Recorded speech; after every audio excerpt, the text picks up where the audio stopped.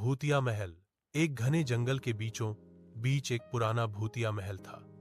लोग कहते थे कि सूरज ढलते ही वहां से अजीब अजीब आवाजें आने लगती हैं, कभी हंसी, कभी रोने की और कभी जोर जोर से दरवाजे बंद होने की।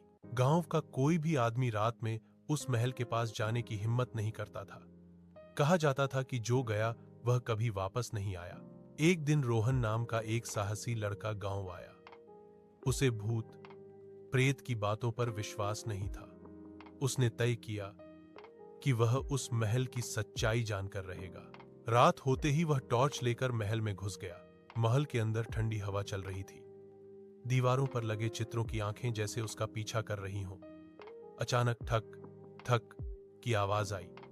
रोहन का दिल जोर जोर से धड़कने लगा, लेकिन वह आगे बढ़ता रहा। तभी उसे एक औरत की परछाई दिखाई दी, सफेद साड़ी, खुले बाल और बिना पैरों के।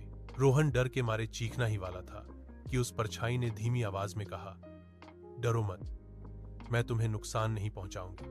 उसने बताया कि वह इस महल की रानी थी। वर्षों पहले विश्वासघात के कारण उसकी मौत हो गई और उसकी आत्मा यहीं कैद रह गई।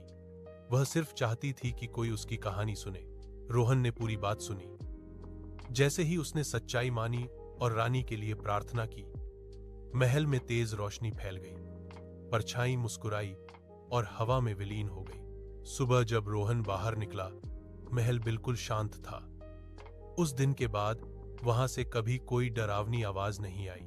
सीख: हर डर के पीछे एक कहानी होती है और हर आत्मा बुरी नहीं होती।